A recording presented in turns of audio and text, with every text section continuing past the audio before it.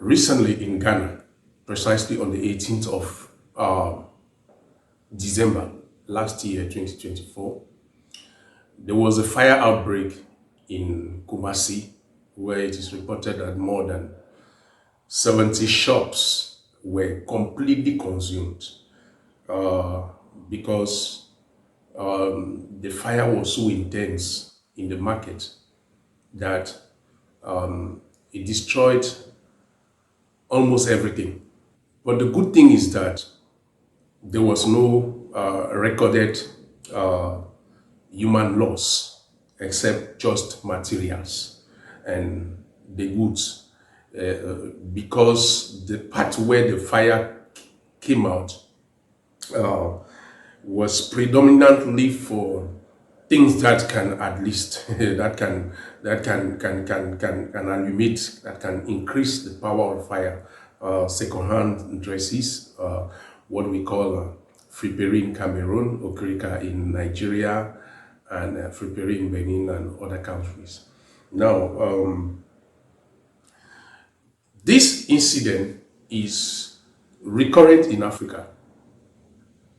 When I heard about it, I was like, wow, because I think I've been to Accra and I know how that market is.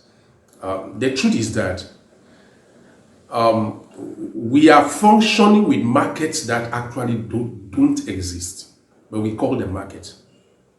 Because if you look at the way markets are in Africa, you will be sincere with me that very rare markets are actually constructed. Most markets originated from local traders that decided to come and be selling in one place, and then they started attracting buyers, and so it keeps increasing. And at some point, what the government will do is to come and start collecting taxes without actually caring about the safety of the market and the organization of the market. So if you look at most markets in Africa, that is how they started. And over the years, our governments have not seen the need to actually reconstruct, let me not say construct, reconstruct our market, except in certain countries.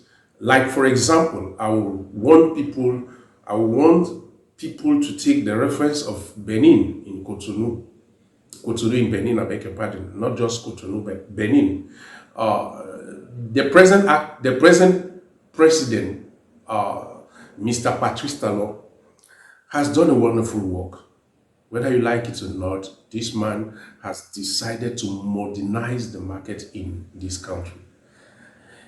Even though initially he had some challenges, because one thing with Africans, especially traders, is that sometimes, even when you want to modernize this market, the traders themselves are the first people that will be your stumbling block.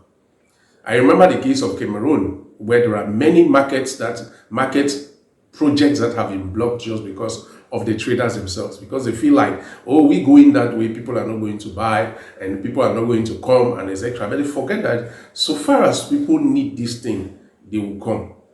So you realize in Benin, President Patrice Talon took upon himself to construct new modern markets for the country in almost all the towns. And a lot has been done. In fact, if you visit this market, you understand that it is possible in Africa. We should stop this nonsense of every time when there is fire, we'll make the noise. And the next thing is that the market will keep going on. And every year, look at, for example, there is a case of Douala in Cameroon, where you have the Marché Mbopi. Listen, if you go to Marché Mbopi and you're a safety conscious person, you will not want to enter that market. You will not even want to stay a minute, because the market itself is a time bomb. Go to Marché Central, for example, in Douala. Go to Mokolo Market in Yaoundé. Take the case of Nigeria. Go to Ibadan Market. Go to Lagos Market. Go to Onitsha Market. Listen, these are time bombs.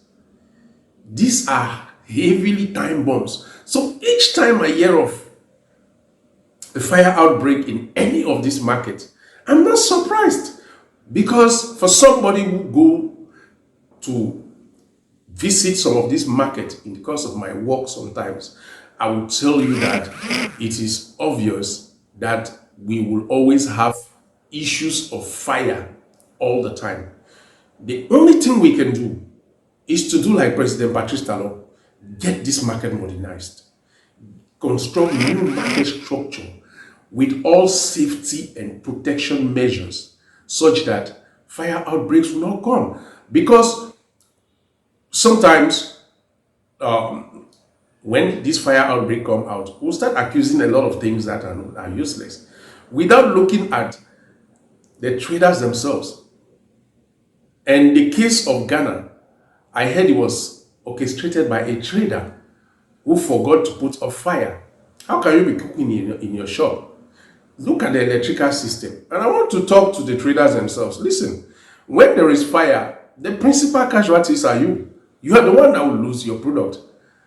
And I am sometimes surprised that traders themselves are those who don't want the government to modernize markets.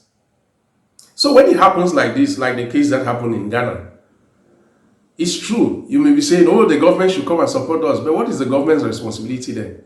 It is for you, the traders, who are supposed to put in place measures, because you are the one that invests your money. And if you invest your money and you cannot protect your money, then it's your responsibility. And I think that is a general call for Africa as a whole. We need to modernize our market. We need to reconstruct and organize our market so that we'll stop having cases like this. It's true that there is never zero risk, but we can fight to reduce it, because I believe it's possible. If Patrice Talon in Benin can do it, then I believe many other places in Africa